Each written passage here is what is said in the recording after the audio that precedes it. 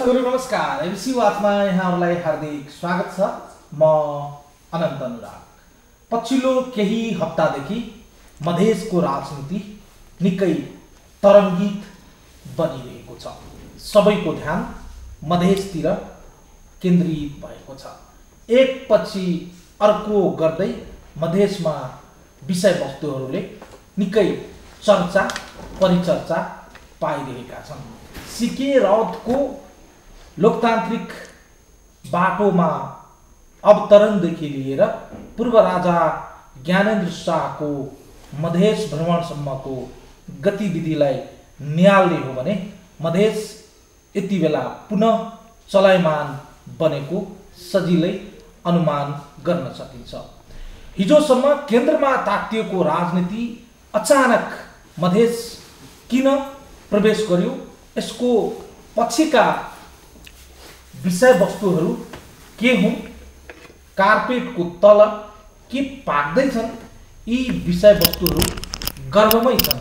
यद्यपि जुन प्रकारले नेकपादेखि लिएर पूर्व राजा, त्यसैगरी कमल थापा, सीके राउत र मधेस केन्द्रित दलका नेताहरूको मधेस प्रवेशले जुन प्रकारको सन्देश दिन खोजेको छ, यसले पुनः पनि एउटा कुराको चाहिँ मानक स्थापित गरेको छ। मधेस नेपालको राजनीतिको सबैभन्दा ठुलो मियो हो। तर मधेसमा अन्य विषयवस्तुहरू पनि छन्, जुन विषयवस्तुहरू मुख्य राजनीतिको केन्द्रमा रहिरहँदा ती विषयवस्तुहरू ओझेल परेको सजिलै बुझ्न सकिन्छन्। आम रूपमा आम जनताका दैनिक जनजीविकाको सवाल मात्र होइन, आम रूपमा विकास निर्माण र सरकारले, स्थानीय सरकारले र प्रादेशिक सरकारले गरिरहेका गतिविधिहरू के भइरहेका छन् भन्ने विषयमा थोरै पनि चर्चा परिचर्चा र यसको बहस भएको देखिन्न, न त मिडियामा, न त बौद्धिक जमातमा, न त स्थानीय सरोकारवालाहरूले नै गरेको देखिन्छ। आज हामी बहसलाई फरक तरिकाले अगाडि लाने जमर्को गरेका छौँ।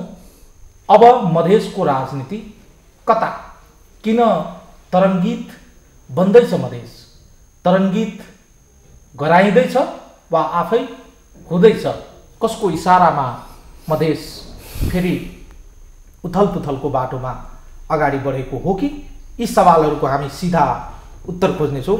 दुईजना नेपालको राजनीतिलाई नजिकबाट बुझ्नुभएका, एकजना चर्चित नेता र एकजना युवा जानकार, देश र मधेसलाई नजिकबाट अध्ययन अनुसन्धान र बौद्धिक रूपमा विश्लेषण गर्न उपस्थित हुनुहुन्छ। हामीसँग हुनुहुन्छ राजपा नेपालका वरिष्ठ उपाध्यक्ष सर्वेन्द्रनाथ शुक्लजी, त्यसैगरी हामीसँग हुनुहुन्छ मधेसका जानकार चन्दन कौशिक। दुवैजनालाई स्वागत गर्छु। खास गरिकन म सर्वेन्द्रनाथ शुक्लजीलाई सोध्न चाहे, जुन प्रकारले मधेस अहिले तरङ्गित बनेको छ, यो तरङ्ग स्वाभाविक तरङ्ग हो वा यो तरङ्गमा अन्य केही मिसावट छ? हेर्नुहोस्, विभिन्न कारणले सबैको ध्यान अहिले मधेसतिर गएको छ। त्यसको एउटा कारण के छ भने, राष्ट्रिय राजनीतिमा विरोध गर्न सक्ने हैसियत, चाहे त्यो क्षेत्रीय स्तरमा होस् चाहे समग्र मधेसमा होस्, आजको दिनमा विरोध गर्न सक्ने हैसियत मधेसवादी दलहरूको मात्रै छ, त्यो भन्ने कुरा जनताले नै प्रमाणित गरेर पठाएछन्। एउटै एजेन्डामा, गत इलेक्सनको कुरा गरौँ भने राष्ट्रवादी एजेन्डामा एकातिर नेकपा एमाले र नेकपा माओवादीलाई 6वटा प्रदेश दिए भने त्यसको जस्ट विपरीत संविधान संशोधन हुनै पर्छ भन्ने मधेसवादी दल, हुनु हुँदैन भन्ने वामपन्थी मोर्चा, त एउटा प्रदेश मधेसवादी दलको जिम्मा दियो, अर्को नेकपा एमालेको जिम्मा दियो, अर्को 6वटा प्रदेश अथवा नेकपाको जिम्मा दियो भनौँ न अहिले संयुक्त रूपमा।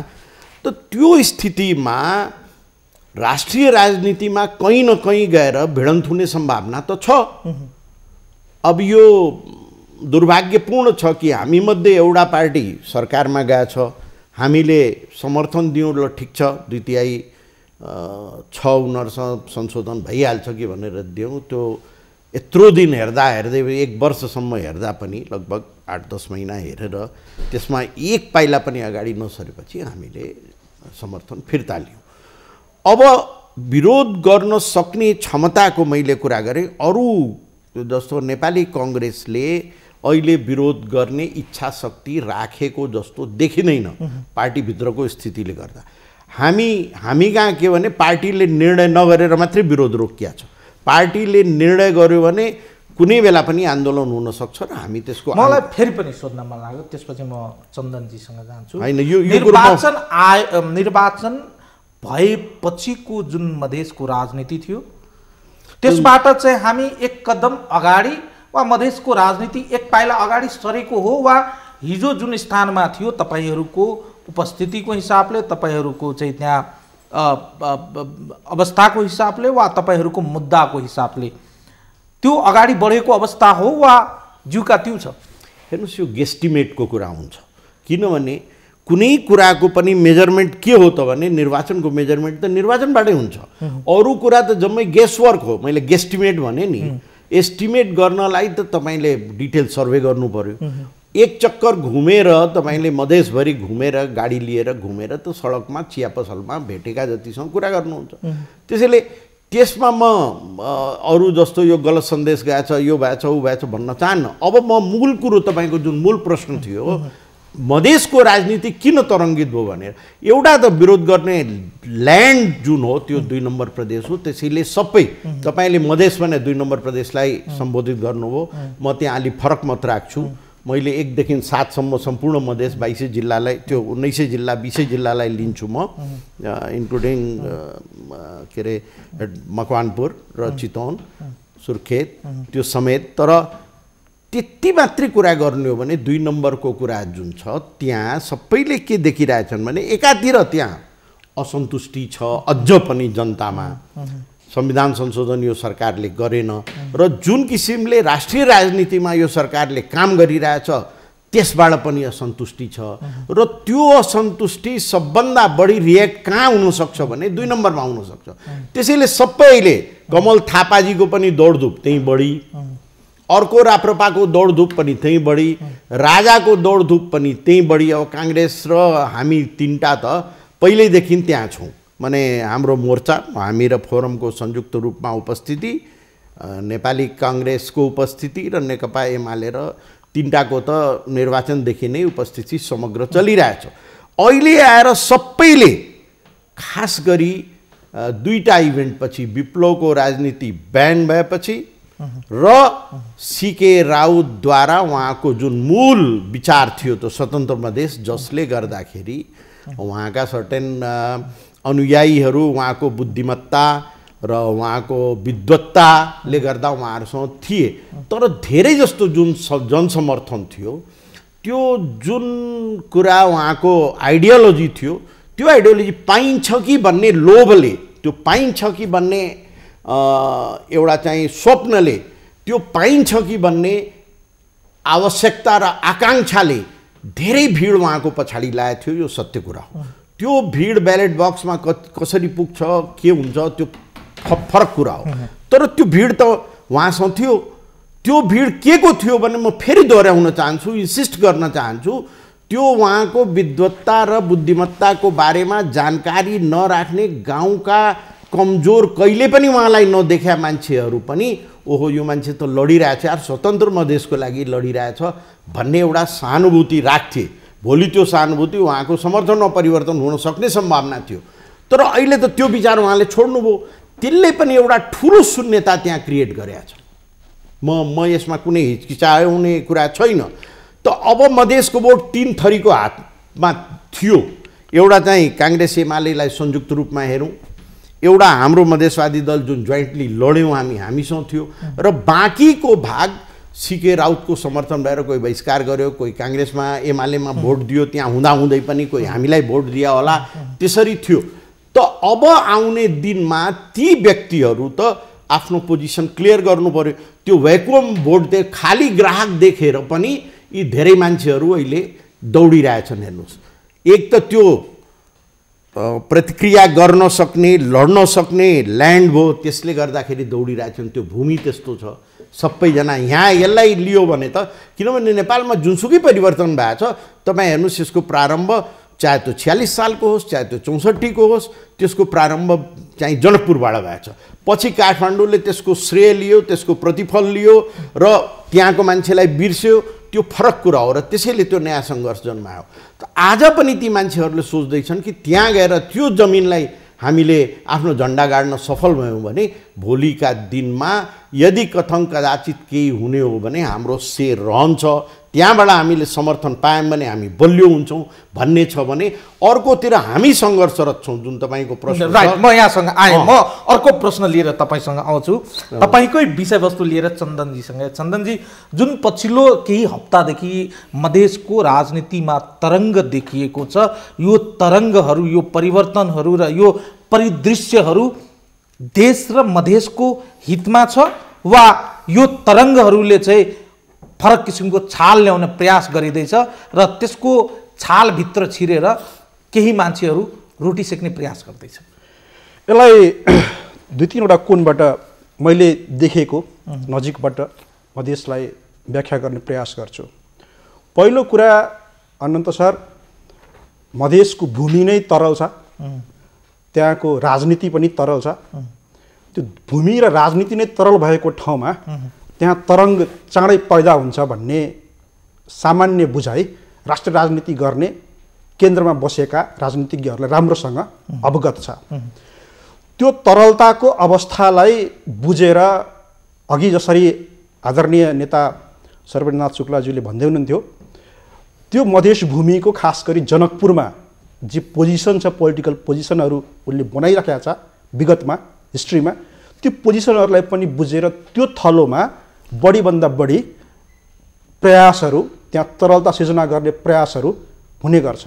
अहिले भएको करेन्ट पोजिसनलाई, पोलिटिकल पोजिसनलाई मैले भन्नुपर्दाखेरि म एउटा टर्मसँग जोडेर हेर्छु। यो मेरो बुझाइमा एक खालको साइकोलोजिकल पोलिटिकल स्ट्राइक हो। यो मनोवैज्ञानिक राजनीतिक स्ट्राइकै गर्न खोजेको हो भनेर भन्दाखेरि अब अतिशयोक्ति नहोला।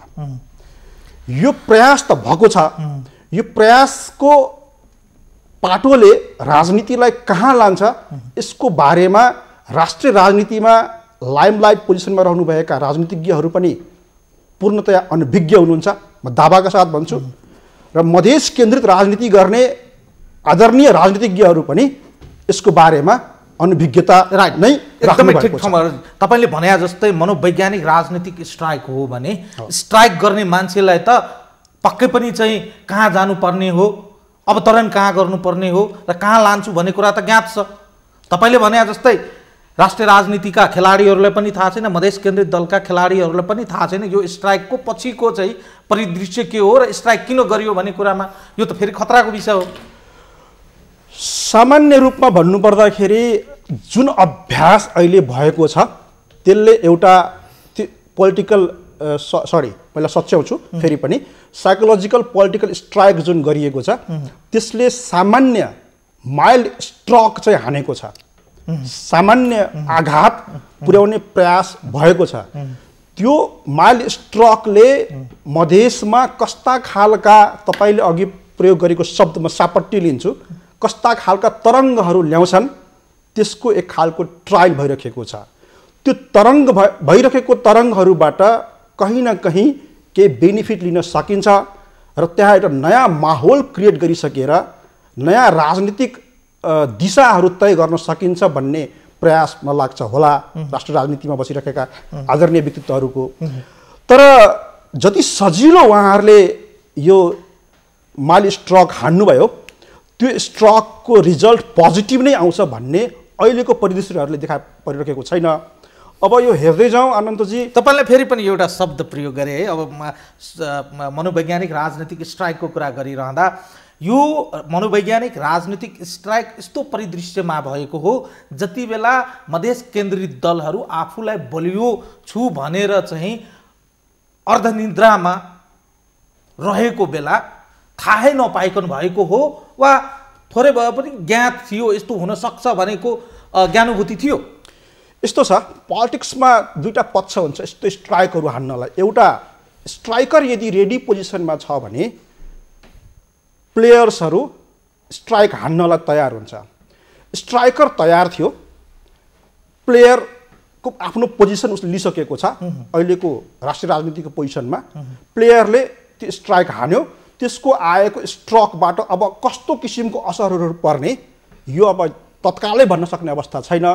यसपछिको कन्भर्सेसनहरूमा कहिले तपाईँले मलाई बोलाउनु भयो भने त्यो सिचुएसन्सहरू एनालाइज गरेर म तपाईँलाई एक्ज्याक्ट फिगरहरू बताउन सक्छु यसको बारेमा। यो सामान्य भन्न मिल्दैन, एउटै शब्दमा भन्नु पर्दाखेरि जसरी जेनरलाइज गर्न खोजिएको छ अहिलेको त्यहाँको पोजिसनलाई, त्यो जेनरलाइजेसनको सामान्य राजनीतिक सिद्धान्तहरूलाई पनि हेर्ने हो भने, जोड्ने हो भने त्यसलाई मैले सजिलो ढङ्गले स्वीकार्न सकेको छैन। शुक्ल सर, चिन्ताको विषय हो नि तपाईँहरूको लागि त्यो? म उहाँसँग पूर्णतया सहमत त छैन। म अलिकति स्लाइटली म फरक दृष्टिकोणले पनि हेर्छु। हेर्नुहोस्, मनोवैज्ञानिक राजनीतिक स्ट्राइक तपाईँलाई पनि राम्रै स्ट्राइक गरे जस्तो लाग्छ यो शब्द। मैले के भन्छु भने कसैले कहीँ क्याप्चर गर्न खोजेको छ भने, किनभने जुन नयाँ प्लेयरहरू त्यहाँ पुगेर क्याप्चर गर्न खोजिरहेछन्, पुराना त हामी तीनटा हौँ। मैले भने तपाईँले सीके राउतजीले त्यो विचार छोडेर भ्याकेन्सी गर्नुभयो, काङ्ग्रेस एमाले छँदैछ, हामी छँदैछौँ त्यहाँ। त नयाँ प्लेयरहरूले जब स्ट्राइक गर्न खोज्छन् त्यो स्ट्राइकमा नेकपा एमाले पनि टाढा थियो। नेकपा एमाले अब नयाँ तरिकाबाट त्यहाँ प्रवेश गर्न खोजिरहेछ, यो कुरो सत्य हो। तर स्ट्राइकरले खालि मनोवैज्ञानिक स्ट्राइक मात्रै गर्छ, सामाजिक आर्थिक राजनीतिक स्ट्राइक पनि उसले गर्छ। र यो राजनीतिक स्ट्राइकको एउटा कदम हो जुन अहिले सम्झौता एकातिर शान्तिपूर्ण आन्दोलन गर्नेलाई त्यसको मूल मुद्दा छोडाएर एकातिर सम्झौता भयो। के कारणले भयो म त्यसमा जान चाहन्न, त्यसको विश्लेषण पनि गर्न चाहन्न। कृपया मलाई किन गयो भन्ने कुरा नसोध्नु होला, किन त्यो भइसक्यो। अब त्यसमा कुनै कुरा गरेर विश्लेषण गरेर काम छैन। तर एउटा कुरो म तपाईँलाई के भन्न चाहन्छु भने यो जुनसुकै कारणले भयो, अब त्यसमा स्ट्राइक गर्ने फोर्सले भोलि के गर्छ त्यसको जवाब हामीले कसरी दिइरहेछौँ भने अहिले बाहिरबाट हेर्दाखेरि हामी सुतेको जस्तो तपाईँले देख्नुभएछ। धन्यवाद, किनभने हामीले चाहेको पनि त्यही हो कि हामी सुतेको देखियोस्। किन अहिले नै हामीले यदि यो मनोवैज्ञानिक स्ट्राइक हो भने, यदि यो रणनीतिक स्ट्राइक हो भने यसको जवाब रणनीतिबाटै दिनुपर्छ भन्ने हाम्रो बुझाइ, हाम्रो सोचाइ र त्यसअनुसार हामी भर्खरै 3 दिनको बैठक सक्यौँ। त्यस पछाडि हामी राजनीतिक मिटिङ गर्न जाँदैछौँ राजनीतिक समितिको। त्यसको काउन्टर स्ट्राइक के रणनीति लिएर अब अगाडि जानुपर्छ भन्ने हामी तयारीमा छौँ। तर तर तर तर तपाईँले यो कुरा भनिरहँदा जे जति परिदृश्यहरू देखियो यसबाट खास गरिकन दुई मधेस केन्द्रित दल विक्षिप्त र आहत भएको अनुभूति त भइराखेको छ हामीलाई। विक्षिप्त हामी त भए छैनौँ है। कोही तपाईँको पार्टीका नेताहरूको प्रतिक्रियाहरू त हामी कहाँ छ, उहाँहरूको प्रतिक्रिया कुन रूपमा आएको छ, उहाँहरू के भन्दै हुनुहुन्छ, उहाँहरू कुन रूपमा छटपटाइराख्नु भएको छ? कसैलाई व्यक्तिगत छटपटाहट लाग्या होला, उहाँको मात्रै होइन। तपाईँले मैले भने नि उहाँको त ठुलो जनसमर्थन थियो। त त्यो जनसमर्थन उहाँलाई नै जनसमर्थन गर्नेहरूको पनि त रिएक्सन छ नि, जुन मिडियासम्म पुगिरहेको छैन र पुग्न पनि सक्दैन, पुग्न आवश्यक पनि छैन।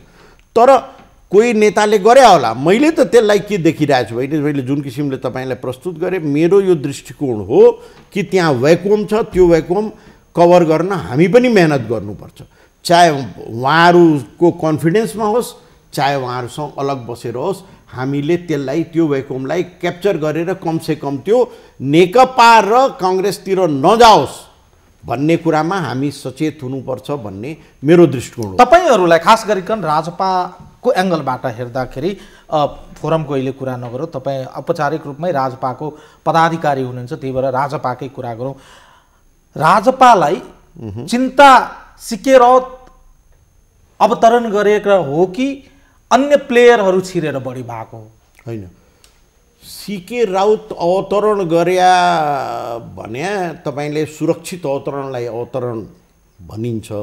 यो त मैले क्र्यास ल्यान्डिङको रूपमा देखिरहेको छु है, यो मैले क्र्यास ल्यान्डिङको रूपमा देखाएको छु। किनभने मैले सबभन्दा ठुलो हामीलाई चिन्ता के थियो भने मान्छेले बुझेर भए पनि नबुझेर पनि हाम्रै धेरै कार्यकर्ताहरू हामीसँग अट्याच थिए, हाम्रो सदस्य भएर सहभागी भए थिए निर्वाचनमा, तर उहाँहरूको सहानुभूति होइन, आवश्यक भएर झन्डा बोकेर हिँड्ने, बन्दुक बोकेर हिँड्ने नियत समेत बोकेका मान्छेहरू थिए। हेर्नुहोस्, हामी कहाँ पनि फोरममा जनरल पनि ती मान्छेहरू थिए, तर यो स्वतन्त्र शब्द हट्ना साथ ऊ सब शस्त्रविहीन भएछन्, निशस्त्र भएछन् सबै। किनभने त्यो मूल शस्त्र नै मैले ब्रह्मास्त्र नै त्यसैलाई देखाएको थिएँ। त ब्रह्मास्त्र छोडेपछि त्यो सामान्य परिस्थितिमा त्यो भीष्म पितामहले ल म अब लड्दिनँ भने जस्तै हुन्थ्यो त्यो परिस्थिति। त तपाईहरु खुसी हुनुपर्ने होइन र? होइन, तपाईहरुको धारमा आज सिकेर जुन आउनु भएको छ यसले त तपाईहरुलाई त अझै सहज बनाएका छन्, तपाईहरुको मुद्दामा आइपुगेका छ। हामी दुखी छैनौँ, हामी दुखी छैनौँ। मुद्दामा आउनलाई उहाँले स्वतन्त्र छोड्दैमा हाम्रो मुद्दा अझ उहाँको विचार खोइ, उहाँको दल खोइ, उहाँको के छ दस्तावेज खोइ, त्यो सबै नभइकन हाम्रो कित्तामा आउनु भनेर भाषण दिएर मात्रै हुन्छ अनन्तजी? भाषण दिएर हुँदैन। मधेसको सम्बन्धमा नेपाली कङ्ग्रेसमा हुँदाखेरि पनि महन्त ठाकुरजीले बारम्बार हाउसमा पनि बोल्नुभएको थियो, बाहिर पनि बोल्नुभएको थियो, तर कसले पत्याएको थियो र उहाँ मधेसको लागि गर्नुहुन्छ भनेर? जब छोडेर दस्तावेज, घोषणापत्र र सार्वजनिक रूपमा प्रस्तुत भएपछि अनि मात्रै जनता उहाँको पछि लाग्यो नि त मधेसको सम्बन्धमा। त्यसैले उहाँको मैले भने नि, उहाँ एउटा स्वतन्त्र शब्द छोड्नुभयो, त्यसमा हामी एउटा भोजपुरीमा उखान छ, बेल पाके कौवाक्का। अब उहाँले छोड्नुभयो, समर्थन राम्रै थियो, त्यसमा हामी प्रसन्न पनि छौँ अप्रसन्न पनि छौँ। अप्रसन्न किन छौँ भने हामी बारम्बार त्यो ओलीजीले भनिसक्नुभयो, हामीलाई बारम्बार सिकेको भूत देखाएर तर्साउँथे राजपाले, अब के देखाएर तर्साउँछ भनेर भन्छ। त्यसैले हामी त्यो मुद्दा छोडेकोमा हामी, किनभने एउटा एक्सट्रिम थियो गभर्मेन्टलाई प्रेसर गर्ने, त्यो एक्सट्रिम सिद्धियो भन्ने कुरामा हामी अप्रसन्न छौँ। अब हामी प्रसन्न छौँ कि त्यो एउटा भोलि च्यालेन्जिङ फोर्स बनेर जान्छ कि भन्ने कहीँ न कहीँ दिमागमा चिन्ता पनि थियो। त्यस चिन्ताबाट हामी मुक्त भयौँ। त्यसैले त्यो किसिमले म हेर्दिनँ। भोलिका दिनमा उहाँहरूको विचार, दस्तावेज र नेतृत्व भने व्यक्ति हुँदैन, त्यो टिम हुन्छ। त्यो सबै कुरो स्पष्ट रूपमा बाहिर आएपछि, उहाँको प्रोग्राम बाहिर आएपछि अनि उहाँ हाम्रो फ्रेन्डली फोर्स हो भने हामी फ्रेन्डली व्यवहार गर्छौँ। होइन, अब उहाँ नेकपासँग सम्झौता भएछ, अब यो कुरो पनि तपाईँहरू जस्तै विद्वानहरूको बाहिर आइरहेछ विभिन्न, म तपाईँलाई व्यक्तिगत भने होइन, पत्रकारहरूले, र नेकपासँग मिलेर जान्छ अरे भन्ने कुरा पनि आइरहेछ। अब त्यो हुने हो भने हामी विपक्षमै जान्छौँ उहाँहरूको। त्यसैले अहिले नै हामीले फ्रेन्डली फोर्स भएर खुसी मानिहाल्नुपर्ने स्थिति पनि छैन। उहाँ शत्रुवत व्यवहार गर्नुपर्छ अथवा उहाँ हामी विपक्षमा हुन्छौँ भन्ने हामीले चिन्ता पनि बोक्नु पर्दैन। त्यसको लागि वेट एन्ड वाच र हामी त्यही पोजिसनमा छौँ। के भयो भने के गर्नुपर्छ, के भयो भने के गर्नुपर्छ भन्ने हामी लडाई युद्धको तयारीमा। फेरि तपाईँसँग आउँछु एकदम। चन्दनजी, त्यसो हो भने चाहिँ सिके राउतको अहिलेको जुन परिदृश्य देखिएको छ यो सेफ ल्यान्डिङको रूपमा चाहिँ परिभाषित गरिएको छ, तर अघि मात्रै शुक्ला सरले के भन्नुभयो भने यो त क्र्यास ल्यान्डिङ हो। क्र्यास ल्यान्डिङ हो भने सिके राउतको अवतरणले मधेसमा चाहिँ के सन्देश गएको छ त? यस्तो छ, यसलाई म यो सेफ ल्यान्डिङ, क्र्यास ल्यान्डिङ भन्ने कुरा पोलिटिकल एस्पेक्टका कुराहरूसँग म धेरै बढी इङ्गेज हुन चाहन्न। मैले आफ्नो कुराहरू त्यसमा राख्ने कोसिस गर्छु। एउटा अहिले फगुवाको सिजन छ अनन्तजी, मधेसमा फगुवामै भइसकेको छ अब माहौलहरू। हुन त देशभरि पनि अब फगुवाको बछिटाहरू देख्न थालिसकिएको छ। एउटा उखान सम्झिन्छु म, बहुचर्चित मधेसमा भनिन्छ, अहिले यो त्यहाँका साधु सन्त महात्मा बाबाहरूले बोल्ने प्राय मिथिलामा प्राय गरी माथा पर मोटरी जय सियाराम भन्छ कि। त्यो भनेको कस्तो भने टाउकोमा यत्रो ठुलो भारी छ पुको पुन्तराको मोटरीहरूको होइन, अनि सिधै जय सियाराम भनिदिने। त्यो जय सियाराम भन्ने साधु सन्त महात्माहरूको आफ्नो समस्याहरू होला।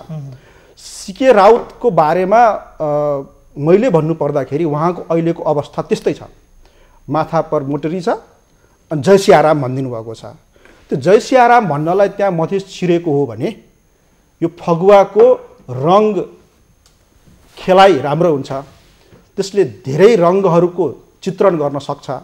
रातो, पहेँलो, हरियो, गुलाबी विभिन्न रङहरू अहिले आउँछ होला, त्यो राजनीतिक परिदृश्यमा पनि केही समय रङमा रङ्गिन पनि मजै हुँदो रहेछ, मजा हुन्छ होला। तर म एउटा कुरासँग सहमत कहाँ छु भने राजपाका आदरणीय नेताजीले अघि भन्दै हुनुहुन्थ्यो, मैले थोरै त्यही कुरालाई कोट गरेर मैले आफ्नो कुरा राख्न चाहेको छु। सिके राउतको अवतरणले, जसलाई सही दृष्टिकोणले सकारात्मक दृष्टिकोणले अवतरणको शब्दसँग गाजौँ या नगाजौँ, त्यसले त्यहाँ मधेस केन्द्रित राजनीति गर्ने राजनीतिक धर्मीहरू, राजनीतिक कर्मीहरू भन्दिनँ, राजनीतिक धर्मीहरूलाई कुनै अप्ठ्यारो पर्ने छैन। योसँग म 100% सहमत छु। तर यो पोजिसनमा अहिले जसरी सिके राउतलाई अवतरण गराइएको छ, मेरो शब्दमा ध्यान दिनु होला, गराइएको छ, गरिएको होइन। त्यो अवतरणलाई यही पोजिसनमा राखिराख्ने हो भने राजपा या अन्य मधेस केन्द्रित दलहरू, सङ्घीय समाजवादी फोरम, नेपाली काङ्ग्रेस या अन्य अहिले सत्तासीन दलहरूलाई पनि अप्ठ्याराहरू बढ्दै जानेछ। यसले सामान्य दृश्यहरू देखाइरहेको मैले देखेको छैन। यसको लक्षणहरू हेर्ने हो भने यो देशमा सहमतिका दस्तावेजका कुराहरू, सुखद कुरा के हो भने नि, सुखद कुरा चाहिँ के हो भने नि चन्दनजी, हिजोसम्म सिके राउतले कार्यक्रम गर्दा आफ्नै अलग्गै राष्ट्रगान बनाइएको थियो, त्यही चाहिँ धम्काएर चाहिँ उहाँ चाहिँ कार्यक्रमको स्टार्ट गर्नुहुन्थ्यो। नेपालको नागरिकता चाहिँ आवश्यकै छैन भन्नुहुन्थ्यो। सुखद कुरा के हो भने उहाँले लाहानमा सुरु गर्नु भएको कार्यक्रममा न त उहाँले बनाउनु भएको आफ्नो राष्ट्रगान चाहिँ बजाइयो, न त उहाँले चाहिँ हिजोका दिनमा नागरिकता आवश्यक छैन भन्नेहरूलाई नागरिकता अनिवार्य गरियो। यो सुखद सन्देश हो कि होइन? अब यो मैले भनिहालेँ अघि, अहिले यो मानसिक रूपमा त थियो नि होइन र। म यो कुरालाई कहाँ जोड्न चाहन्छु भने नागरिकताको सवालमा मलाई लाग्छ यो देश, मैले पहिला पनि यही तपाईँकै कन्भर्सेसनमा एबिसी टेलिभिजन मार्फतै पहिला भनिसकेको छु, त्यही कुरालाई अहिले यहाँ रिकनेक्ट गर्न चाहन्छु। म पहिला भन्थेँ, म यो देश पिएचडी पीडित देश भइसक्यो। यो देश त थियो, देशभित्रका मधेस पनि पिएचडी पीडित हुने भयो, थप पीडा भोग्ने भयो मधेसले। म त्यसरी के यसलाई व्याख्या गर्छु, कसरी त्यो पीडा बढ्ने भयो भने आदरणीय डाक्टर साहब भन्छु म, पिएचडी गरेको व्यक्तिलाई डाक्टर साहब जोड्नु पर्ने हुन्छ, सम्मान गरौँ हामी त। आदरणीय डाक्टर साहबलाई सायद यो जानकारी गराइएन या जानकारी थियो भएर पनि उहाँले त्यो सम्मिलित गर्न सक्नु भएन। मधेसमा मात्रै हिजो अस्ति भर्खरै एउटा डेटा पढ्दै थिएँ मैले, 26 लाखभन्दा बढी नागरिकता विहीन छन्। आज तपाईँले जुन सन्दर्भ जोड्दै हुनुहुन्थ्यो, त्यहाँ नागरिकता बोकेर आउनुपर्ने जुन प्रावधान राखियो, उहाँले के भन्न खोज्नु भएको मेरो प्रश्न छ आदरणीय डाक्टर साहबलाई, ती 26 लाख नागरिक मधेसी होइनन् भनेर भन्न खोज्नु भएको हो? तिनीहरू मधेसका व्यक्ति होइनन्, उनीहरूका होइनन्? तपाईँ त्यहाँ मधेसको भूमिमा राजनीति गर्न जानुभएको छ भने हिजो स्वतन्त्रताको आन्दोलन गर्दै हुनुहुन्थ्यो तपाईँले, यो स्वतन्त्रता उनलाई चाहिएको छैन, ती 26 लाख नागरिकता विहीन नागरिकहरूलाई होइन? यो कुराहरू मैले किन जोडिराखेको छु अनन्त सर, मलाई लाग्छ उहाँलाई अहिले यो सबको बारेमा एक्ज्याक्ट इन्फर्मेसन्सहरू भएर पनि आफ्नो अग्रिमेन्टमा बाँधिएर राजनीतिक स्टेपहरू चाल्नु पर्ने भएकोले उहाँ आफूलाई स्थिर बनाएर, तपाईँले फेरि एउटा शब्द प्रयोग गरे, डाक्टर सिके राउत बाध्यताको शिकार भएको हो। यो उहाँको निजी कुरा होला, धेरै कुराहरू बाहिर आइसकेको छ यस सन्दर्भमा, म त्यसको बारेमा जानकार छैन। जुन विषयमा म जानकार छैन, मैले टिप्पणी गर्नु उचित हुँदैन होला लाग्छ मलाई। उहाँको पारिवारिक कुराहरू पनि जोडेर आएको छ। एग्रिमेन्ट डिलर्सहरू जुन हुनुहुन्छ उहाँहरूले दुवै पक्षबाट आफ्नो आफ्नो तर्क राख्नुभएको छ। उहाँको पारिवारिक कुराहरू पनि उठेको छ। यो सहमति गर्दै गर्दाखेरि यो बाध्यता त्यो पारिवारिक पृष्ठभूमिको बाध्यता हो या राजनीतिक सरगर्मीमा उहाँको पोजिसन बढ्न नसक्ने खालको देखिसकेर जसरी ट्रम्प कार्ड फालेर राजनीतिमा ल्याउन सकिन्छ भन्ने खालको बाध्यताबाट उद्वेलित भएर उहाँ आउनुभएको, यसको बारेमा एक्ज्याक्ट इन्फर्मेसन मसँग भएन, उहाँले नै दिनुपर्ने हुन्छ। तर यो एक खालको मैले अघि भने स्ट्रोक चाहिँ हानिएको छ। यो स्ट्रोकले रिजल्ट के दिन्छ, कहाँ कहाँ आघात पुर्याउँछ त्यो अहिले आकलन गर्न सकिँदैन। त्यो आकलन आइसकेपछि त्यसको डाटामा हामीले के बोल्न मिल्छ। शुक्ला सर, सामाजिक सञ्जाललाई एउटा मानकको रूपमा लिने हो भने के देखियो भने एकातर्फ चाहिँ राजपाका नेताहरू बढी चिन्तित भएको, सहमतिप्रति असन्तुष्टि जाहेर गरेको, अर्कोतर्फ राजपाले सरकारबाट फिर्ता लिएको समर्थनपछि सत्ता पक्षमा अथवा प्रधानमन्त्रीज्यूले चाहिँ आफ्नो वाक्पटुताको प्रयोग गरेर राजपामाथि पनि प्रहार गरेको, यो दुवैको चेपुवामा राजपा नेपाल परेको महसुस भएको छ तपाईँहरूलाई? हेर्नुहोस्, प्रधानमन्त्रीजीले के बोल्नुहुन्छ त्यो जनताले नै पुरा पत्याउँदैनन् है। त्यसैले हामी प्रधानमन्त्रीजीले राजपालाई भन्नु हो, राजपा बसुन्जेल उहाँले तारिफ गर्नुभयो, छोडेपछि रिस उठ्या होला, बोल्नुभयो होला भन्ने किसिमले उहाँको भनाइलाई हामीले लियौँ।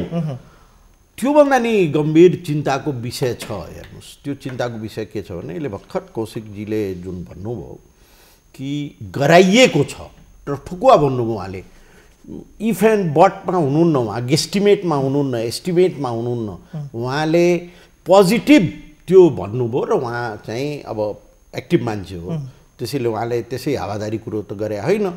यो चाहिँ धेरै गम्भीर कुरा हो र यसले राजपालाई, फोरमलाई र समग्र मधेसलाई नै यसले चिन्ताको ल्यामिनेसनमा हाल्नेछ। मैले चादर भनिनँ, किन चादरबाट निस्किन्छ। त्यसको एउटा चाहिँ बाछिटा के देखियो भने पछिल्लो यो घटनाक्रम अगाडि बढ्दै गर्दा अचानक चाहिँ फोरम नेपालबाट चाहिँ वार्ताको लागि, तपाईँहरूसँग एकताको लागि कुरा अगाडि चलाइयो र राजपा नेपाल पनि फोरमले पठाएको औपचारिक लेटरलाई कसरी रेस्पोन्ड गर्ने, एकता सम्भव हुन्छ कि हुँदैन भन्ने कुरामा चाहिँ अलिकति बढी गहन र बुद्धिमत्तापूर्वक यो विषयलाई चाहिँ गम्भीरताका साथ लिएको झल्को चाहिँ हामीले पायौँ। म तपाईँको इन्फर्मेसनमा भनौँ, त्यहाँ एकताको कुरा कुन कुन पार्टीलाई हामीले ल्याएर राजपालाई वैकल्पिक शक्ति बनाउन सक्छौँ भन्ने एजेन्डामा छलफल भएको छ। अहिले पनि राजपा जुन मैले मेरो सोसल मिडियाबाट धेरै अगाडि भनेको थिएँ कि फोरमसँग एकता हुनभन्दा अगाडि राजपा ऐक्यबद्ध दलको रूपमा आफ्नो अधिवेशन पुरा गर्नुपर्छ, चाहे त्यो 3 महिनामा गरोस्, चाहे 6 महिनामा गरोस्, चाहे 3 वर्षमा गरोस्। त्यो नगरिकन तपाईले व्यवहारिक रूपमा कुनै पनि दलसँग, सानो दललाई ल्याएर विलिन गराउन सक्नुहुन्छ, तर कुनै दलसँग तपाईँ ऐक्यबद्धता, समान दल अथवा प्रभावकारी रूपमा ऐक्यबद्धता गर्न सक्नुहुन्न। फोरमले धेरै अगाडि राजनीतिक समितिबाट पास गर्यो र 3 महिनापछि हामीले त्यो चिठी हाम्रो के अरे अध्यक्ष मण्डलमा आयो भनेर अध्यक्ष मण्डलकै एकजना सदस्यले सार्वजनिक रूपमा बोलिसक्नुभयो। त उहाँको त्यो पत्र आएपछि केही दिनभित्रै हाम्रो अध्यक्ष मण्डलले जवाब माने त्यसको रिएक्सन गर्यो। रिएक्सनमा एकजनालाई त्यो जिम्मा तोकेको छ, त्यसको 5 जना सदस्य हुनेछन्, वार्ता टोलीको वार्ता हुन्छ। म तपाईँलाई सम्झाउँ, तपाईँको माध्यमबाट जनतालाई समेत म संस्मरणमा ल्याउँ कि योभन्दा अगाडि हामीले फोरमसँग एकता गर्नलाई 2 पल्ट प्रयास गरे हो। एकचोटि सद्भावनासँगै र एकचोटि अलग पनि हामीले कुरा गऱ्यौँ र एकचोटि त दस्तावेज समेत तयार भएर, दस्तावेज माननीय उपेन्द्र यादवजी वर्तमान उप प्रधानमन्त्रीज्यूले नै तयार गर्नुभयो थियो, त्यसलाई हामीले समेत स्वीकार गऱ्यौँ। तर पछि गएर विभिन्न कारणमा त्यो बिग्रियो, धेरै अगाडिसम्म बढेको कुरा फेरि आयो। त्यसैले यो एकता भए पनि नभए पनि ऐक्यबद्धता मधेसको दलभित्रको सबैको एकदमै आवश्यक छ। र त्यति मात्रै होइन, हामीले उत्पीडनको विरुद्धमा लडाइँ लडिरहेछौँ र यो कुरो प्रमाणित भइसकेको छ कि Madhes alone can disturb them, can stop them, तर क्यानट गेन गर्नलाई हामी जति उत्पीडित शक्ति छन् यदि सबैलाई हामीले एकजुट गर्न सक्यौँ भने अनि मात्रै उहाँहरूले आवश्यकता, किनभने यो आन्दोलनको सेप, आन्दोलनको परिमाण केमा भर पर्छ भने नेल्सन मण्डेलालाई सम्झेर म भन्छु यो राज्यले कसरी आन्दोलनकारीलाई बिहेभ गर्छ त्यसमा भर पर्छ। र विगतमा राज्यले आन्दोलनकारी र आन्दोलनको मूल्याङ्कन कसरी गर्यो, विभेद कसरी गर्यो, टाउको र छातीमा गोली कसरी हान्यो, त्यसको कुनै इन्क्वायरी भएन, प्रतिवेदनहरू सार्वजनिक गर्न समेत त्यो सरकार चाहन्न। यो परिस्थितिमा सिंगल मधेसले मात्रै लडेर गेन गर्न सक्दैन। सबै उत्पीडितलाई हामीले यो 2 वर्ष अर्को चुनावभन्दा अगाडि हामीलाई लाग्छ, मलाई यो सबैलाई जहाँसम्म हुन्छ जुटाएर ऐक्यबद्धता लाएर, किनभने सबैलाई विलय गरेर त्यो सम्भव हुँदैन, सबैलाई ऐक्यबद्धता गराएर एउटा फ्रन्ट तयार गरेर अनि त्यो सङ्घर्षबाट हामीले केही प्राप्त गर्न सकिन्छ भन्ने धारणाका साथ हामी हिँडिरहेछौँ।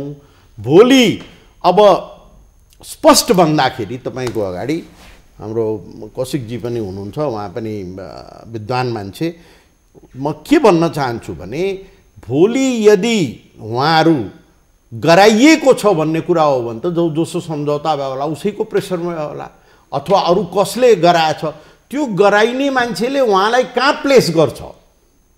उहाँलाई यदि लेफ्ट विङको ठाउँमा लगेर गऱ्यो भने त हामी चाहेर पनि ऐक्यबद्धता गर्न सक्दैनौँ। यदि उहाँलाई मधेसकै कित्तामा लगेर राख्यो र उहाँलाई राष्ट्रिय राजनीति गर्ने मौका दियो भने हामी निश्चित रूपमा हामी सँगै गएर ऐक्यबद्ध भएर अगाडि बढ्न सक्छौँ। अब त्यो परिस्थिति आउँछ आउँदैन, माने उपेन्द्रजी त त्यसको लागि तयार मात्रै होइन, 2 नम्बर प्रदेशमा त उहाँले अभ्यास पनि गरिसक्नुभयो, अरू ठाउँमा पनि गर्नुपर्छ भन्ने कुरा अलि ढिला भएर त्यो सम्भव भएन, किन त्यहाँ स्थानीय निकायहरू थिएन। उहाँहरू जानुभयो त्यो स्थानीय निकायमा, हामी गएको थिएनौँ, त त्यो भयो। त्यसैले सँगै काम गर्न, सहकार्य गर्न हामी र फोरम त अभ्यास गरिसकेका छौँ। अरूसँग पनि सहकार्य आवश्यक हुन्छ भविष्यमा यदि हामीले केही दिलाउने हो उत्पीडितहरूलाई, स्पेसली मधेसीहरूलाई जसको ल्यान्ड र जनसङ्ख्या एकै ठाउँमा भएर पनि यो उत्पीडन झेल्नु परेको छ, सहनु परेको छ। Okay, right. म त्यसो भए मेरो कन्क्लुजनबाट यसरी अर्को एङ्गलबाट हेर्दा मधेसमा अहिले वर्चस्वको राजनीतिको बोलबाला देखिराखेका छु, हरेकको नजर वर्चस्व कायम गर्ने दिशातर्फ चाहिँ पाइलाहरू अगाडि सारेको देखिन्छ। अहिलेको प्लेयरहरूको कुरा गर्ने हो भने नेकपा, नेपाली कङ्ग्रेस, सिके राउत, 2 मधेस केन्द्रित दल, पूर्व राजा, राप्रपा लगायतका शक्तिहरू यो र त्यो बहानामा त्यहाँ प्रवेश गरेको देखिन्छ। सबैको कार्यक्रमहरू खास गरिकन 2 नम्बर केन्द्रित भएको देखिन्छ। यदि त्यसो हो भने मधेसमा अहिलेको वर्चस्वशाली सबैभन्दा शक्तिशाली शक्ति को? मलाई यदि मधेस भूमिबाट सोध्नुहुन्छ, त्यही ग्राउन्डमा राखेर यदि सोध्नुहुन्छ भने म पनि एउटा मधेसी भएको एउटा धर्मनिर्वाह गर्नुपर्ने हुन्छ। मधेस केन्द्रित राजनीति गर्ने त्यहाँका राजनीतिक दलहरू, जसमा राजपा सँगसँगै सङ्घीय समाजवादी फोरम, नेपाली कङ्ग्रेस र पछि सँगसँगै के अरे हाम्रो नेकपाका के अरे अन्य राजनीतिक काउन्टरहरू होला, ती सबैको पोजिसन सेम देख्छु म। धेरै फरक एकैपटक चित्रण गर्ने अहिले अवस्था भइसकेको छैन। या वर्चस्वशाली को भयो भन्ने कुरा जसरी तपाईँले ग्राउन्डमा सोध्नुभयो, हाम्रो राजा ज्ञानेन्द्रको उपस्थिति, राप्रपाको उपस्थिति, कमल थापाको उपस्थिति, वर्तमानमा सिके राउत डाट साहबको उपस्थिति, तर त्यो सँगसँगै यो जल्दो बल्दो उपस्थिति यही 3टा देखिन्छ अहिले। त्यो सँगसँगै राजपा, सङ्घीय समाजवादी फोरम, नेपाली कङ्ग्रेस र नेकपाका कुराहरू होला। यो 5-6वटा शक्तिहरूलाई कम्पेरिटिभली यदि मोनिटर गरेर हेर्ने हो भने त्यसको नाप्ने, मेजरमेन्ट गर्ने टुल्स अहिले तत्कालै बनिसकेको छैन, जसले ठ्याक्कै यही फिगर निकालिदियोस् यो काउन्टर शक्तिशाली भएर आयो। मैले अघि नै भने जुन खालको स्ट्राइकहरू गरिँदैछ त्यहाँ र त्यसको स्ट्रक्सहरू देखा पर्दैछ, त्यसपछि इन्डिकेटर्सहरू डेभलप हुन्छ नयाँ। हिजोको इन्डिकेटर्सले नापेर अब हुँदैन, हिजोको मेजरमेन्ट गर्ने टुल्सले नापेर अब त्यो भन्न गाह्रो हुन्छ। नयाँ मेजरमेन्ट टुल्सहरू अप्लाई गरिसकेपछि त्यसलाई नापेर हामीले बाहिर ल्याउन सक्छौँ। यो शक्ति अब त्यहाँ हावी हुँदै गयो, बढ्दै गयो। अब कुन शक्तिशाली भन्ने कुरा यदि हेर्ने हो भने हिजोको ग्राउन्डबाट पनि हेर्न सकिन्छ।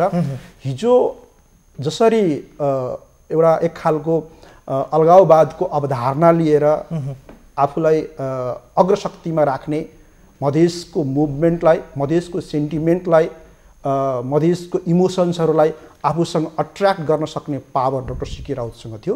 त्यो अब बिस्तारै घट्दै जान्छ, त्यो रेसियो घट्छ। त्यो घटिसकेपछि त्यसलाई कुन चाहिँ राजनीतिक शक्तिले, राजपा, संघीय समाजवादी फोरम, नेपाली कङ्ग्रेस, नेकपा, कसले त्यसको बेनिफिट लिन्छ, कसले आफ्नो पोजिसन्सहरू त्यहाँ बढाउँछ, मुभमेन्टहरू बढाउँछ, त्यसबाट नाप्न सकिन्छ। अहिले देखिएको तत्कालको पोजिसनमा जुन खालको उहाँको एजेन्डाहरू थियो डाक्टर सीके राउतको, त्यो एजेन्डा अब उहाँले छोडिसकेपछि तत्कालको उपस्थिति भनेको राजा ज्ञानेन्द्रको र राप्रपाको कमल थापाको उपस्थिति देखिएको छ। उहाँहरूको दुईजनाको प्रेजेन्स हेर्ने हो भने अलिकति मैले यो विषय कहाँ ल्याएर जोड्छु भने एउटा स्टेटमेन्ट मैले राजा ज्ञानेन्द्रको मैले पनि देखाएको थिएँ, मिडियामा पनि आइसकेको छ, मैले पनि मिडिया मोनिटरिङ गरिरहेको हुनाले मैले त्यहाँ पाएँ। उहाँले मधेस शब्द उच्चारण नगरिसकेपछि एक खालको अग्रेसन फेरि बढ्यो उहाँप्रति, होइन। अब त्यो एग्रेसन हुन त त्यसको ऱ्यासनलहरू पढ्ने हो भने मलाई के भन्न मन लागेको छ भने त्यसलाई धेरै नेगेटिभ सेन्समा लिनुपर्ने आवश्यकता अहिले देख्दिनँ म। किन देख्दिनँ भने मधेस शब्द त अनन्तजी मधेस केन्द्रित राजनीति गर्ने राजनीतिक दलहरूले पनि छोडिसक्नु भएको छ नि, होइन। संघीय समाजवादी फोरमले छोडिसक्नु भएको छ, मधेस शब्दबाट टाढा आइसक्नु भएको छ, राजपा मधेस शब्दबाट टाढा आइसक्नु भएको छ। सुस्तरी हेर्ने हो भने सबैले छोड्दै जानुभएको छ। आज राजा ज्ञानेन्द्रले मधेस नभन्नुहोस् तराई भन्नुहोस् भन्दै गर्दाखेरि त्यो एग्रेसन अब हामीले किन देखाउने, त्यसको खासै त्योभित्रको ऱ्यासनल मैले बुझ्न सकेको छैन अहिले तत्कालै। होला सेन्टिमेन्टमा, इमोसन्समा हामी एग्रेसिभ हुन्छौँ, मधेस भूमिमा काम गर्नेहरू कति एग्रेसिभ नेचरकै हुन्छन्, त्यसको रियाक्टिभ। तपाईँले फेरि एकदमै चाहिँ स्ट्रेट प्रश्न सोधे। हजुर, जनकपुरको जानकी मन्दिरमा पूर्व राजा ज्ञानेन्द्रले दर्शन गरेर निस्किँदै गर्दा आफ्नो प्रतिक्रियाहरू जाहेर गर्दै गर्दा राजा आओ देश बचाउको नारा मधेसको भूमिमा लाग्नु यो कुन राजनीति रङ्गबाट पोतिएको हो? अनि यसलाई मधेसमा मात्रै त्यो नारा लाग्यो भनेर नभनौँ, यसको अपव्याख्या हुन्छ मलाई लाग्छ। म त्यससँग बिल्कुल असहमत छु। उहाँ राजा, पूर्व राजा हुनुहुन्छ, उहाँ जहाँ जहाँ पुग्नु भएको छ त्यहाँ त्यहाँ उहाँका समर्थकहरू सीमित असीमित के होला, ती समर्थकहरूले उहाँका पक्षमा नाराबाजी गर्ने गरेको देखिएकै छ। अहिले तत्काललाई राजा ज्ञानेन्द्र के अरे जनकपुरको जानकी मन्दिर दर्शन गर्ने बेलामा त्यो खालको नारा लाग्यो, त्यसले अलिकति स्थान पायो भन्ने कुरा मात्रै हो। जहाँ जहाँ उहाँको उपस्थिति छ त्यहाँ त्यहाँ त्यस खालका नाराहरू लाग्ने गर्छ। त्यो अहिले हाम्रो नेपाली राजनीतिमा हेर्ने हो भने एक खालको अविश्वासको सृजना भएको छ नेपाली जनतालाई, चाहे त्यो मधेस भूमिका जनता हुन् या पहाडका या हिमालका, जहाँका पनि। त्यो अविश्वासको बेनिफिट जो पोलिटिकल क्याडेट्सहरू जहाँ जहाँ पुग्छन्, जो पावर पोजिसनमा बस्ने व्यक्तित्वहरू जहाँ जहाँ पुग्छन् त्यहाँ त्यहाँ त्यही खालका स्वरहरू र नाराहरू भेटिन्छ। त्यसलाई अन्यथा लिनु हुँदैन मलाई लाग्छ। छोरी तर्साएर छोरी कुटेर बुहारी तर्साउने शैलीको प्रयोग सीके राउतलाई देखाएर मधेसमा गरिएको विषयलाई चाहिँ हामीले कसरी हेर्ने? त्यसरी तर्सिन्छ र मधेस आनन्दजी? अथवा मैले तपाईँलाई फेरि पनि सिधा प्रश्न गरेँ, तपाईँले अघि भन्नुभयो नि अवतरण गराइएको हो भने सीके राउतको अवतरण दुई मधेस केन्द्रित दलको विकल्पको रूपमा चाहिँ एउटा डिजाइनको पाटो हुन सक्छ कि सक्दैन? म त्यो कोणबाट व्याख्या गर्दिनँ, म यसलाई अर्को कोणबाट पनि हेर्छु। अघि आदरणीय नेता शुक्ला सरले भन्दै हुनुहुन्थ्यो, ठ्याक्कै त्यो सम्झेर मैले जोड्न खोजेको। यहाँ अहिले सीके राउतको नयाँ पोलिटिकल पोजिसन बनिसकेपछि, पोलिटिकल पोजिसन चाहिँ उहाँको बनिसकेको छ, यसलाई स्वीकार्नुपर्छ हामीले। त्यो स्वीकारोक्तिको अनुपात पनि बढाउनै पर्छ। त्यो बनिसकेको पोजिसनमा अहिले नयाँ जुन हिट्सहरू आयो, नयाँ हिट्सको रूपमा अहिले आएको छ। संघीय समाजवादी फोरम सरकारमा रहेर पनि राजपालाई एकताको लागि प्रस्ताव पठाएको। हुन त त्यो हेर्ने हो भने चिठी एकता, राजपा एकताको चिठी झन्डै 1.5-2 महिना पहिलेको चिठी रहेछ, प्राप्त सायद अहिले भएको भन्ने कुरा बाहिर आएको छ मैले बुझेअनुसार। खैर जेसुकै होस्, यो प्राविधिक पक्ष भयो। यसलाई राजनीतिक रूपमा मैले भन्नुपर्दाखेरि कसरी भन्छु भने अहिले जुन खालको पोजिसन बनाइएको छ सीके राउतको मधेसमा ल्याएर पोलिटिकल पोजिसन्सहरू क्रिएट गर्ने कोसिस भएको छ, त्यसमा 5 वटा अक्षरबाट अप्ठ्याराका शब्दहरू सृजना भएको छ मधेसको राजनीतिमा। जुन शब्दहरूको बारेमा, यसको आलोच्य पक्षहरूको बारेमा राजपा, सङ्घीय समाजवादी फोरम लगायत अन्य मधेस केन्द्रित राजनीति गर्ने दलहरूले त्यसमा थोरै सच्याउने हो भन्ने मलाई लाग्छ। मैले सोचेको, मैले खोजेको कोणबाट यसलाई सजिलो ढङ्गले अवतरण गराउन सकिन्छ। मधेसमा राजनीतिक अप्ठ्याराहरू छन्, भइसकेको छ, त्यसलाई स्वीकार्नुपर्छ आलोच्य पक्षको रूपमा। त्यसलाई पहिलो अप्ठ्यारोको रूपमा हेरेको मैले, मधेसमा राजनीतिक अस्वीकारोक्ति बढेको छ, अस्वीकारोक्तिको अनुपात बढेको छ, पहिलो अबाट हेर्ने हो भने। दोस्रो भनेको अव्यावहारिकता बढेको छ। राजनीतिक ढङ्गले जुन खालको व्यावहारिकताको प्रदर्शन हुनुपर्ने हो त्यो अव्यावहारिकताको अनुपात पनि बढेको देखिन्छ। त्यस्तै असमञ्जसताको माहौल छ, असमञ्जस पोजिसनमा भइरहेको छ त्यहाँको मधेस केन्द्रित राजनीति। चौथो भनेको अकर्मण्यताको राजनीति छ त्यहाँ, र पाँचौँ भनेको असहिष्णुता पनि वात्तै बढेको छ त्यहाँको राजनीतिमा। यो 5 वटा अलाई यदि सच्याएर लिएर जाने हो भने त्यहाँका मधेसको राजनीतिक अप्ठ्याराहरू घट्दै जान्छ। त्यो अप्ठ्यारोहरू घट्दै गयो भने यो भन्नु पछाडिको मेरो ध्येय के हो भने जुन खालको हाइपोथेसिसहरू अहिले आइरहेको छ बाहिर, सीके राउत यो दलमा जान्छ, राष्ट्रिय सभाको सदस्य बन्छ, फलानोले पोजिसन लिन्छ, ऐक्यबद्धताको कुराहरूमा हामीसँग आउने नआउने, यो माहौलहरू बनाउने कर्तव्य अब त्यहाँ मधेस केन्द्रित राजनीति गर्ने दलहरूको पनि हो। र यो 5 वटा अलाई सच्याएर अप्ठ्याराहरू हटाउँदै जानुभयो भने मलाई लाग्छ त्यस्ता राजनीतिक पक्षहरू, सीके राउत जस्ता राजनीतिक पक्षहरू पनि एकै ठाउँमा आएर राजनीति गर्न सक्ने माहौल र त्यो दृश्यहरू मैले देखिरहेको छु। तपाईँको सल्लाह पनि आयो र तपाईँले बाटा पनि देखाउनु भएको छ। शुक्ला सर, तपाईँलाई सोध्नै पर्ने प्रश्न अब चाहिँ के आयो भने घुमाएर उहाँले पनि तपाईँहरूमाथि चाहिँ, तपाईँतिर चाहिँ फिङ्गर आउट गर्नुभएको छ। मधेस केन्द्रित दलको तपाईँहरू लेजिटिमेट पोलिटिक्स गर्ने पुराना राजनीतिक कर्मीहरू, लोकतान्त्रिक मूल्य मान्यतालाई शिरोधार्य गरेर राष्ट्र, राष्ट्रियता र मधेसको अखण्डता र स्वायत्तताका विषयवस्तुहरूलाई, सम्मान अधिकारका सवालहरूलाई, इक्वालिटीको विषयवस्तुहरूलाई जुन प्रकारले तपाईँहरू उठान गरेर लोकतान्त्रिक मूल्य मान्यता र पद्धतिबाट आफ्ना मागहरू चाहिँ पुरा गर्नको लागि जे जति प्रयासहरू विगतमा गर्नुभयो, अहिलेसम्म गरिराख्नु भएको छ, यी सबै कुराहरूलाई सही र तपाईँहरूको मागलाई समय सापेक्ष मान्ने हो भने नेतृत्वमाथि प्रश्न उठाउने थुप्रै ठाउँहरू देखिन्छ। तपाईँको पार्टीकै नेतृत्वको रणनीतिक कमजोरी, फितलो क्षमताको, दूरदर्शिताको कमी, चिन्तन, नियत र नीतिको चाहिँ एकदमै चाहिँ अकर्मण्यता भएको अवस्था त हो, जसको बेनिफिट त यो र त्यो बहानामा त तपाईँलाई कुरेर वा तपाईँलाई चाहिँ चान्स दिएर अबको जमानामा त सम्भव रहेन। प्रतिस्पर्धाको जमाना हो, प्रतिस्पर्धामा त जो कोही आउन पनि तयार हुन्छन्, यो र त्यो बहाना र बाटाहरू त खुल्ला रहेको छ। अब यसलाई त अझै पनि चेत्ने, सुधार्ने र आफू सचिने ठाउँलाई चाहिँ फेरि एक ठाउँमा चाहिँ थन्को लगाएर मिटिङमाथि मिटिङ गर्ने, निर्णय सार्वजनिक गर्न नसक्ने, समय सापेक्ष चाहिँ निर्णय नगर्ने, आफ्ना पार्टीका आन्तरिक विषयवस्तुहरूलाई सहज तरिकाले चाहिँ सल्भ गर्न नसक्ने, यो कुराहरू त सामान्य भइसकेका छन् तपाईँहरूको अहिले। हेर्नुहोस्, तपाईँले भनेको कुरा केही सही होला, केहीमा म असहमत हुँला, त्यो विवेचनामा नजाउँ। म केमा भन्न चाहन्छु भने तपाईँलाई यही पोजिसन यो अहिलेको वर्तमान अवस्थाभन्दा कमजोर पोजिसन थियो हामी स्थानीय निर्वाचन लड्दा 2 नम्बर प्रदेशको, र योभन्दा नि कमजोर पोजिसन थियो हामी प्रदेशको र सदनको के अरे प्रतिनिधि सभाको निर्वाचन लड्दाखेरि। तैपनि त्यो रिजल्ट आयो।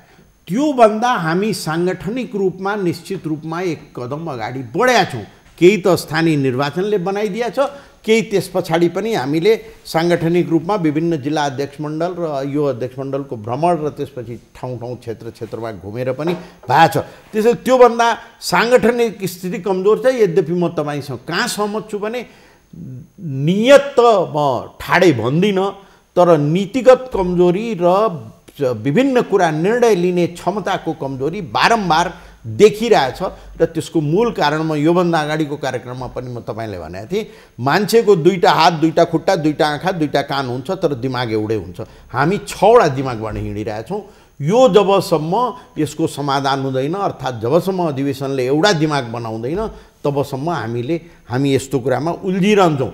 घटाउँला, यसलाई कम गरेर जाउँला, यसलाई प्रभावकारी बनाएर जाउँला, तर अधिवेशन नै यसको एकमात्र सल्युसन हो। यसको मलाई लाग्छ यसको निर्णयमा अहिलेको अध्यक्ष मण्डल र अरू पनि यसमा हामी एग्री गरिसकेका छौँ। अब जुन त्यो कमजोरी हो र जुन अरू कुरा तपाईँले उठाउनु भयो र उहाँले जुन बल मेरो कोर्टमा फाल्नु भएको छ, त्यसको सन्दर्भमा आउँदाखेरि हेर्नुहोस्, राजनीति भनेको वर्चस्व कायम गर्नु नै राजनीति हो नि। सबैले आफ्नो उहाँहरू 2 नम्बर प्रदेशमा अहिले आक्रमण गरिराख्नु भएको थियो, हामी गरिराख्नु भएको छ, अथवा प्रहार गरिराख्नु भएको छ, मनोवैज्ञानिक प्रहार। भाइ कौशिकजीकै कुरामा गर्ने हो भने उहाँहरू राजनीतिक मनोवैज्ञानिक प्रभाव गरिराख्नु भएको छ, मनोवैज्ञानिक स्ट्राइक गरिराख्नु भएको छ। त त्यो सबै कुरोको इलाज के छ भने हामी साङ्गठनिक रूपमा त्यो रणनीतिको जवाब दिनुपर्छ भन्ने कुरा हाम्रो 1 पोइन्ट हाम्रो थिङ्किङ छ। र त्यो वर्चस्व कायम गर्नलाई आगामी दिनमा कसको रणनीतिक प्रभावकारी हुन्छ र अगाडि जान्छ त्यो कुरो नै निर्णायक हुन्छ। अब जहाँसम्म मधेसवादी दलको कुरो छ, फोरमसँग हामी ऐक्यबद्ध भएर भएछौँ, अभ्यास गर्दैछौँ, सहकार्यलाई अगाडि बढाउँदैछौँ, केही मिसअन्डरस्ट्यान्डिङहरूलाई हटाउँदैछौँ र आगामी दिनमा हामी चाहन्छौँ कि एकीकरण होस्। त्यो एकीकरणको प्रयास दुवैतिरबाट भयो भने समय लाग्ला, किनभने हाम्रो बानी के छ भने आवश्यकताको अन्तिम बिन्दुमा नपुगिकन हामी फाइनल डिसिसन लिँदैनौँ। तर ऐक्यबद्धता गर्ने प्रयास र अभ्यास भए पनि मलाई लाग्छ आन्दोलनमा हामी सँगै जाने निर्णय गऱ्यौँ भने पनि त्यो हुन्छ। अब जहाँसम्म उहाँहरूको कुरा छ, त्यो मधेसवादी दलले त्यसको लागि ग्राउन्ड बनाउनुपर्छ भन्ने कुरा जुन छ, मैले भने दल रिकग्नाइज गरेपछि मात्रै त्यो कुरो आउँछ। दल भने दल कसरी, दल त फाइनली दल त बाहिर आएको छैन नि, व्यक्तिको नाम बाहिर आएको छ।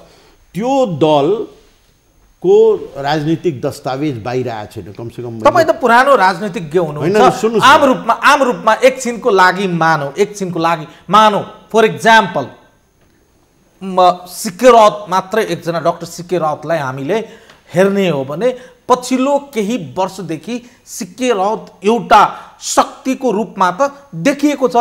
तपाईँ जस्ता कारण के जुन उहाँको ब्याट्रीसँग जोडिया थियो त्यो पावर, त्यो ब्याट्री त डिस्कनेक्ट भयो जबरजस्ती गराइएपछि, अवतरण गराइएपछि। जब जबरजस्ती भयो, जबरजस्ती गराइएको हो र मैले क्र्यास ल्यान्डिङ भने दुइटै त सेम कुरा हो।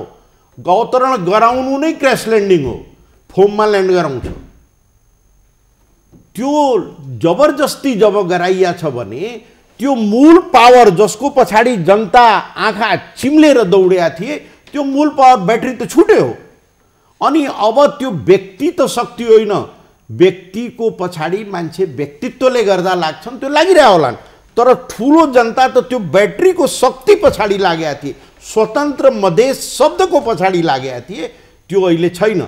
यदि कसैलाई यो तपाईलाई फेरि सोधे, यो यदि हो भने, यही पोजिसन हो भने कुनै एकजना व्यक्तिसँग एउटा समझदारी गर्दैमा एजेन्डा त नमरिदो रहेछ, मुद्दा त नमरिदो रहेछ। सुन्नुहोस् न, एकजना व्यक्तिसँग समझदारी गर्दाखेरि त्यो किसिमको समझदारी हुन्छ, शक्तिसँग समझदारी गर्दाखेरि शक्तिको हिसाबले हुन्छ। अब कोसँग हामीले गर्ने भन्ने कुरा त स्पष्ट हुनु पर्यो नि। हामीले सिके राउत व्यक्तिसँग सम्झौता गर्न जाँदैछौँ कि उहाँको पछाडि शक्तिसँग जाँदैछौँ? सिके राउतको शक्तिसँग जाँदैछौँ अथवा व्यक्तिसँग जान्छौँ? अब नयाँ एउटा व्यक्ति हाम्रो पार्टीमा आउन चाह्यो भने, मैले सिके राउतजीलाई भनेको छैन, अरू कसैलाई, त उसलाई हामीले विधान देखाउँछौँ, हाम्रो के अरे घोषणापत्र दस्तावेज देखाउँछौँ। त्यो सबै देखाएर अनि हामीले के भन्छौँ भने ल अब यसमा तपाईँको के छ रिएक्सन? त्यो मलाई लाग्छ सीके राउत जस्तो व्यक्तित्व हाइट भएको व्यक्तित्वलाई त्यो प्रक्रिया सुहाउँदैन। त त्यो मलाई के मेरो सुझाव अथवा मेरो आग्रह के छ भने डाक्टर सीके राउतले आफ्नो दस्तावेज नेतृत्व र विचार दुईटा कुरोमा कसैप्रति आकर्षण र विकर्षण हुने हो त्यो कुरो चाँडैभन्दा चाँडै बाहिर आयो भने त्यसमा त्यो कुरा हुनसक्छ। अहिले हामीले व्यक्तिसँग सम्झौता गऱ्यौँ र गराइएकाहरूले अर्कै सम्झौता गरिसकेका छन् जुन हामीलाई ज्ञान छैन भने हामी के गर्ने? त्यसको लागि त व्यक्तिसँग सम्झौता कहाँ गएर गर्ने? असन बजारमा गर्ने कि न्यू रोडमा गर्ने कि राष्ट्रिय सभा हलमा गर्ने? त्यो त निर्णय गर्नु पर्ला नि हामीले। त्यो निर्णय गर्नलाई जुन मैले मूल कुरा भने नेतृत्व र विचार, नेतृत्व भनेको not a single man but the team. नेतृत्व भनेको कहिले पनि सिंगल म्यान हुँदैन, त्यो टिम नै हुन्छ जोसँग सम्झौता हुन्छ। टिमभित्र छलफल हुन्छ, त्यसमा केही व्यक्ति गएर छलफल गर्छन्, कुरा गर्छन्। जस्तो अब फोरम हामी भन्दा स्टेटमा ठुलो छ, केन्द्रमा हामी ठुलो छौँ। फोरमले हामीलाई लेखेर पठायो कि हामी एकीकरण गर्न खोजिरहेछौँ, हामीले जवाब दिइरहेछौँ। ठुलो सानोको प्रश्न त छैन नि। त्यसैले त्यो कहीँबाट इनिसिएट भएर त आउनु पऱ्यो नि। उहाँ हाम्रो विचार, हाम्रै अनुरूपको विचारधारामा अगाडि बढ्नु चाहनुहुन्छ, हामीसँग मिलेर जान चाहनुहुन्छ भन्ने आयो भने हामी व्यक्तिसँग पनि कुरा गर्न मिल्छ, नमिल्ने होइन।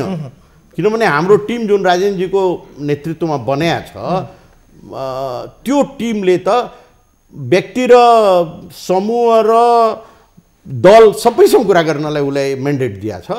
त्यो सबैसँग कुरा गर्छ। आवश्यक पर्यो भने सीके राउतसँग पनि कुरा गर्ला, उसले आवश्यकता महसुस गर्यो।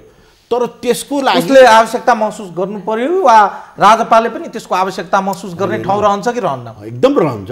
मैले भने नि तपाईँलाई, एउटा पक्षमा जाँदा बिल्कुल रहन्न, अर्को पक्षमा जाँदा नगरी नहुने स्थिति सृजना हुन्छ। उहाँको पोजिसन कहाँनिर हो? खुट्टा टेक्ने जबरजस्ती गराइएको अवतरण, त्यो जहाज कहाँ छ, त्यो सामान जहाजमा राखेर कहाँ पुग्यो भन्ने कुरा त हेर्नु पर्यो नि। त्यो जुन दिन स्पष्ट हुन्छ त्यो दिन नै वार्ताको वातावरण बन्छ। मैले देखेँ त्यो हो।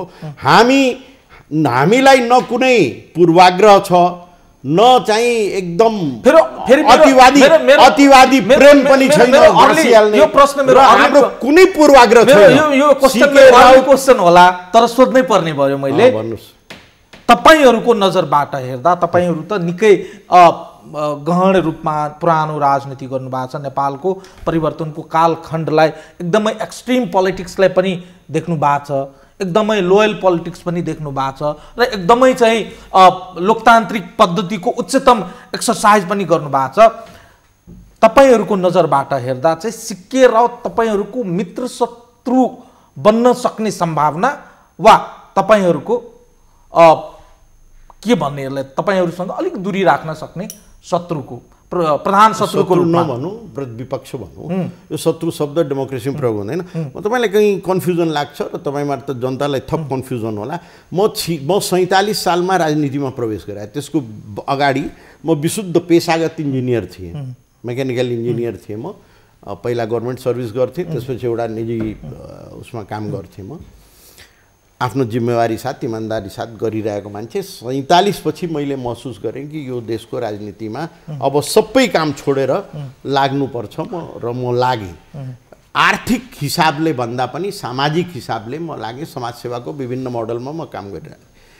त्यसैले उहाँले गर्नुपर्छ भन्ने कुरा त मैले भने नि। उहाँको एउटा टिम भए, एउटा दलको घोषणा भए, उहाँको विचार बाहिर आए, हामीले ल ठिक छ यो चाहिँ हाम्रो यो शक्तिसँग हामी आशा गरौँ कि उहाँ हाम्रो मित्र शक्तिको रूपमा आउनुहुन्छ। योभन्दा बढी मैले किन बोल्न मिल्दैन भने उहाँलाई अवतरण गराइएको छ भने त्यो ल्यान्ड कहाँ हो? त्यो नोमेन्स ल्यान्डमा हो कि अर्कै ल्यान्डमा हो कि सेफ ल्यान्डमा हो कि फायरिङ ल्यान्डमा हो कि कहाँनिर ल्यान्ड गराइएको छ? त्यो कुरो त स्पष्ट परिदृश्य देखिनु पर्यो नि। अहिलेसम्म त देखिया छैन। किनभने यो गराइएको छ भन्ने कुरा उहाँ जस्तो विश्लेषण गरेर ज्ञान आर्जन गर्ने मान्छेले भनेको हिसाबले मैले अघि पनि भने, मैले यसलाई साह्रै गम्भीर रूपमा ल्याएको छु। त्यसैले गराइए छ भने अब त हामीले हेर्नु पर्यो कि कहाँ गराइए हो। शङ्का उपशङ्का र एक्सपेक्टेसन गेस्टिमेट धेरै छ, तर मूल कुरो कहाँ गराइएको छ भन्ने कुरा मलाई लाग्छ तपाईँलाई यदि यो स्टेजबाट भन्न अप्ठ्यारो छ भने यो सकिएपछि तपाईँले मलाई भनिदिनु होला, हामी पनि खोजी नीतिमा सहयोग गर्नु होला भन्ने उहाँलाई पनि तपाईँलाई पनि म आग्रह गर्न चाहन्छु। निश्चित रूपमा हाम्रो आकाङ्क्षाको कुरो गर्नु हामी संचारकर्मीलाई के पो थाहा हुन्छ, हामी त हाम्रो रूपमा तपाईहरुले जहाँ पहुँचे रवि त्यहाँ पहुँचे सञ्चारकर्मी कवि यो भनेर सुन्नुभयो होला। तपाईको नरेसनबाट चाहिँ कतिपय कुराहरू चाहिँ शब्दहरू चाहिँ तपाईले जुन शब्दहरू प्रयोग गर्नु, जुन चाहिँ क्ल्यारिटीहरू चाहिँ तपाईले दिशानिर्देश गर्नु भएको छ, सम्भवतः भोलिको दृश्यमा यसका बाछिटाहरू, यसका सङ्केतहरू अझै चाहिँ क्लियर हुँदै जालान्। तर चन्दनजी, अन्त्यमा सबैभन्दा ठुलो कुरा के हो भने चाहिँ यो र त्यो बहानामा अन्य कुनै विषयवस्तुलाई चाहिँ फेरि यो र त्यो बहानामा उठाएर राष्ट्रिय राजनीतिलाई नै उथल पुथल गर्ने चरणमा प्रवेश हो यो क्षण। ठ्याक्कै तपाईँले भने जस्तै अन्तिम वाक्यको लाइनमा म पुगिसकेको छैन। नेपालको राष्ट्रिय राजनीति यति कमजोर भइसकेको छैन, नेपालको राष्ट्रिय राजनीतिको लोकसत्ता र यसको भित्रको लोकसत्ताको लोक लियाकत पनि यति कमजोर म ठान्दिनँ। त्यो लोकसत्ता यहीँका नेपाली लोकहरूमा निहित छ, जसले यति छिटो यति ससाना स्ट्रक्सहरूबाट आत्तिएर तात्तिएर अतालिएर उथल पुथलमै एकैपटक संलग्न हुने अवस्था बनिसकेको म देख्दिनँ। हो, संवेदनशील घडी आइसकेको छ। यस्तो संवेदनशील अवस्थाहरू नेपाली राजनीतिमा पटक पटक आइरहेको हो। आदरणीय नेताजीहरूले यो परिस्थितिहरूसँग लड्दै जुझ्दै यहाँको लोकसत्ता लोकहरूमै त्यो लियाकत सुम्पिएर केन्द्रित गर्नुभएको छ। त्यही भएर जुन खालका आकलनहरू गरिन्छ सतही रूपमा एकैपटक राजनीतिक उथलपुथलको सम्भावनाका कुराहरू ठ्याक्कै त्यहाँ अहिले पुगिसकेको छैन। तर फेरि भनिन्छ नि आन्तरिक राजनीतिको उपज नै प्रमुख यसको कारण त फेरि हुँदो रहेछ। एकदम हुन्छ, राजनीति चलाउने नै अन्तरबाट हुने जतिपय राजनीतिक द्वन्द्वहरू हुन्छ, राजनीतिक अन्तर्विरोधहरू हुन्छ, त्यहीबाट त्यो राजनीतिले चेन्ज ल्याउने कुराहरू हुन्छ, परिवर्तन ल्याउने कुराहरू हुन्छ। यो कुरालाई म स्वीकार गर्छु सैद्धान्तिक रूपमा। तर अहिलेको परिस्थितिलाई नजिकबाट नियालेर हेर्ने हो भने त्यो उच्चतम बिन्दुमा पुगिसकेको देख्दिनँ म। त्यसकै लागि मैले अघि भने मलाई छुट्याउँछु, सच्चिने र सच्याउने ठाउँ चाहिँ पर्याप्त छ अझै पनि छ। म यसै कुरालाई जोड्छु, फेरि पनि म जोड दिएर भन्छु, स्ट्रेसली भन्न चाहन्छु अनन्तजी, आदरणीय राजनीतिक व्यक्तित्वहरूलाई यो मात्रै मैले अघि जुन 5वटा अको कुरा जोडेको थिएँ त्यो मधेसको राजनीतिको सन्दर्भमा मात्रै सुटेबल छैन, फिटेबल छैन। राष्ट्रिय राजनीतिसँग पनि त्यो समस्याहरू छ। यो संवेदनशील परिस्थितिमा जसरी अगाडि मैले 5वटा अस्वीकारोक्ति, अव्यावहारिकता, असमञ्जसता, अकर्मण्यता र असहिष्णुताका पक्षहरू राजनीतिक अप्ठ्याराका रूपमा मैले देखेको छु। यो 5वटा अबाट हटाइदिएर अस्वीकारोक्तिलाई हटाइदिएर स्वीकारोक्ति बढाउँदै जाने हो राष्ट्रिय राजनीतिमा। अव्यावहारिकतालाई हटाएर व्यावहारिक हुँदै जाने हो। असमञ्जसतालाई हटाएर सामञ्जस्यकरणको राजनीति सुरु गर्ने हो। अकर्मण्यतालाई हटाएर कर्मण्यमुखी राजनीति अगाडि बढाउने हो। असहिष्णुतालाई हटाएर सहिष्णु हुँदै जाने हो भने मलाई लाग्छ यस्ता जुन अहिले पक्षहरू नयाँ सृजना भइरहेको छ त्यो बिस्तारै आफै छुट्टिँदै जान्छ र राष्ट्रिय राजनीतिलाई सही ढङ्गमा ल्याउन सकिन्छ। आशा गरौँ सच्चिनु पर्ने सच्याओस्, सच्याउनु पर्ने विषयवस्तुहरू पनि सच्याइयोस्, आफ्ना कमी कमजोरीहरूलाई सुधार गर्नुपर्ने। एक लाइन उहाँको 5वटा एउटा अको परिणाम हो असन्तुष्टि, जनतामा व्याप्त असन्तुष्टि। हरियो खरमा तपाईँले मट्तेल खनाएर आगो लाउनु भने धेरै बेर चल्दैन, तर त्यो खर सुक्यो भने तृणले पनि आगो समात्छ। आफै सूर्यको रोशनीमा आफै पनि आगो फेरि बल्छ। असन्तुष्टिले सन्तुष्ट पार्नको लागि चाहिने फेरि होइन, factor मैले त्यही नै मैले हो। त्यही म त्यसैमा आउँदैछु। त्यसैले त्यसमा मूल भूमिका यो सरकारको छ र यहाँ व्याप्त अरू राजनीतिक दलको छ र संविधानभित्र रहेका राजनीतिक दल र संविधान बाहिर रहेका राजनीतिक दल सबैलाई समेटेर यदि यो परिस्थिति तपाईँले कल्पना गरेको परिस्थिति आयो भने यी कसैले पनि फाइदा पुग्नेवाला छैन। त्यसैले त्यसलाई समेटेर यदि सरकार सिन्सियरली प्रयास गर्यो भने त्यो असन्तुष्टि हट्छ र त्यसले आफै त्यो 5वटा अलाई हटाउँछ भन्ने मेरो सोचाइ हो। त्यसैले यसमा प्रयास सुरु गर्नुपर्ने सरकारबाट हो। 2/3 बहुमत भएर पनि केही भएन भने जनताको जुन मूलभूत असन्तुष्टि छ र त्यसमाथि जुन अहिलेको नयाँ उहाँले भनेअनुसार मनोवैज्ञानिक स्ट्राइक, चाहे त्यो विप्लवजीको पार्टी सम्बन्धी कुरा होस् अथवा उहाँहरूको जबरजस्ती अवतरणको कुरा होस्, त्यो कुरालाई यदि हामीले मध्यनजर राख्ने हो भने थप त्यसमा चाहिँ त्यो खरलाई जलाउने परिस्थिति सृजना गरिएको छ। सरकार त्यसको जिम्मेवार हुन्छ। यदि चाँडैभन्दा चाँडै सबैलाई समेटेर यो समस्याको राष्ट्रिय समाधान यसलाई बुझेर यसको समाधान गर्दैन भने मधेस मात्रै पीडित हुँदैन, मधेसमा आगो लाग्यो भने देशको कुनै कुना बस्दैन, एभरेस्टको हिउँ पनि पग्लिन्छ भन्ने कुरा म भन्न चाहन्छु तपाईँको माध्यमबाट। धन्यवाद। धन्यवाद तपाईँ दुवैजनालाई समय र संवाद। धन्यवाद। धन्यवाद। दर्शकहरू, आजको लागि यो संवाद यति नै। आशा गरौँ तपाईँ हामी सबैले मनन र गहन अहिलेको यो सङ्गीन घडीमा एकदमै सहजतापूर्वक एकले अर्काको सहयोग लिएर हाम्रो सामु देखिएका समस्याहरूको समाधान बुद्धिमत्तापूर्वक खोज्नु र सबैलाई साथमा लिएर अगाडि बढ्नु नै समयको माग हो। समय घर्किसकेपछि कसैले समयलाई पुनः फर्काउन निकै कठिन हुँदो रहेछ भन्ने कुराको इतिहास तपाईँ हाम्रो सामु अझै पनि जीवितै छ। तपाईँ हामी सबैले सचेत हुनुपर्ने जरुरी छ र राजनीतिक दललाई सचेतताको लागि पनि तपाईँ हामी बारम्बार आफ्ना माध्यमहरू प्रयोग गरेर बोलिरहनुपर्ने जरुरी देखिन्छ। आजको लागि यो संवाद यति नै। सम्पूर्ण युनिटलाई मल पनि बिदा दिनुहोस्। नमस्कार।